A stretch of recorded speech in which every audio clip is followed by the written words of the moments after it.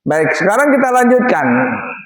Kalau kita mendapatkan kayu arak, kayu siwak tadi, maka kayu siwak yang bagaimana yang paling afdal kita gunakan? Kayu siwak yang bagaimana yang kita gunakan? Kalau seandainya tidak ada kayu siwak, kita ambil urutan kedua, yaitu tangkai kurma. Tangkai kurma yang bagaimana? Urutannya yang paling afdal. Kalau tidak ada tangkai kurma, maka lari yang ketiga. Apa itu? Tangkai zaitun. Tangkai zaitun yang bagaimana yang kita gunakan? Kalau tidak ada tangkai zaitun, berarti kayu-kayu yang harum selain raihan. Kayu yang harum yang bagaimana kondisinya yang paling baik kita gunakan untuk bersiwak? Kalau seandainya nggak ada kayu yang harum, itu sekarang pakai sikat gigi. Sikat gigi yang kondisinya gimana yang paling baik kita gunakan? Bukan mereknya ya, tetapi kondisi sikat gigi yang bagaimana yang paling afdal kita gunakan. Baik, kita masuk umpama anggap saja kita menggunakan kayu arak, kayu siwak. Apa yang paling afdal? Kondisi kayu arak yang bagaimana yang paling afdal kita gunakan sebagai kayu siwak? Silakan dibaca tadi. Yang pertama, kayu siwaknya basah dengan air. Yang basah dengan air. Atau istilah kita sekarang ini, sikat giginya pakai odol. Pakai odol.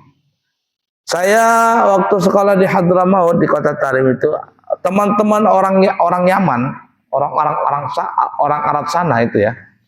Itu kalau sikat gigi dia pakai siwak itu. Kayu siwak itu kan kalau dibuka, dikelupas kulitnya, kemudian dipukul-pukul, itu jadi serabut. Jadi ada sikatnya gitu nah, kayak sikat. Itu dikasih odol. Kasih odol. Kemudian dia sikat gigi pakai odol, pakai siwak tadi. Nanti rusak sikat giginya itu, siwaknya rusak. Sehari dua hari rusak, ganti beli lagi yang baru. Orang murah di sana. Oh, murah, dia tuh murah. Kayak mungkin kalau di sini mungkin harganya antara 500 sampai 1.000 rupiah aja satu kayu siwak itu.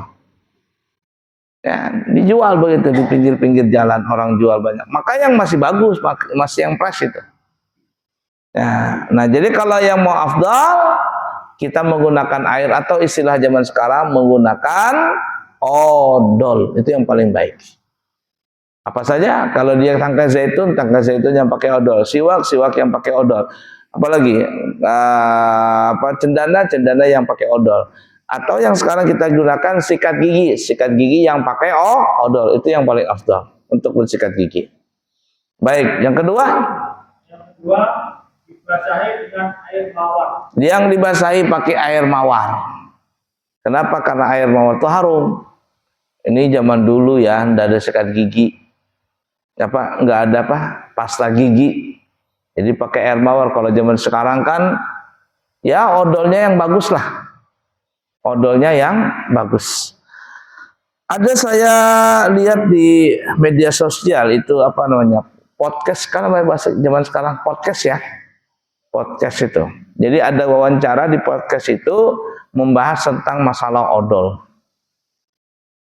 Katanya odol itu kita harus pintar-pintar memilih. Dan di setiap pasta gigi atau odol itu ada kodenya. Ada kodenya. Kalau di buntutnya itu, di bawahnya itu ada berwarna hijau. Maka itu adalah dari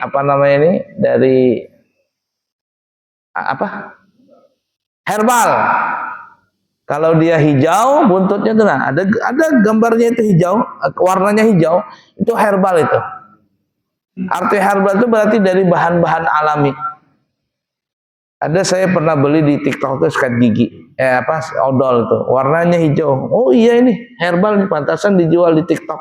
Nggak ada dijual di toko-toko tuh nggak ada. Beli di TikTok maksudnya buntutnya itu hijau. Nggak tahu, lupa namanya apa itu. Nggak tahu kalau sikat gigi yang merek siwak itu ada kan yang merek siwak. Coba hijau juga. Coba lihat itu buntutnya. Kalau dia hijau berarti herbal. Itu herbal, artinya betul-betul dari herbal, dari tumbuh-tumbuhan, dari yang alami maksudnya. Nah, kemudian yang kedua, ada buntutnya berwarna biru. Kalau berwarna biru ini berarti ya apa namanya itu, dari sesuatu yang masih bagus lah. Arti bagus itu ya mungkin ada obat-obatnya, ada herbalnya, ya kombinasi begitu. Saya lihat pasta gigi Pepsodent ada warna biru. Saya lihat tuh ya, Pepsodent biru dia itu. Apalagi ya, saya pakai Pepsodent tuh di rumah tuh. Biru. Biru. Nah, ada lagi yang buntutnya itu warnanya berwarna hitam. Coba nanti bapak-bapak pulang, ibu-ibu pulang, lihat itu odolnya buntutnya apa tuh. Hijaukah, birukah, atau hitam. Nah, kalau hitam ini dari bahan-bahan kimia.